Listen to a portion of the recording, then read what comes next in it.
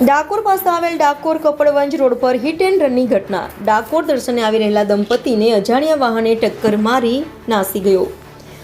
અજાણ્યા વાહને ટક્કર મારતા એક્ટિવા પર સવાર દંપતી રોડ પર પટકાયા। રોડ પર પટકાતા પત્ની પર ફરી વળ્યું અજાણ્યા વાહનનું ટાયર। પત્નીને થઈ સામાન્ય ઈજા, જ્યારે પતિનું થયું મોત।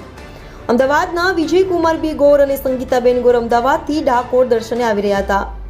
અકસ્માતમાં 49 વર્ષીય સંગીતાબેનનું નિપજ્યું મોત। ડાકોર પોલીસ પહોંચી ઘટના સ્થળ પર આગળની કાર્યવાહી હાથ ધરી।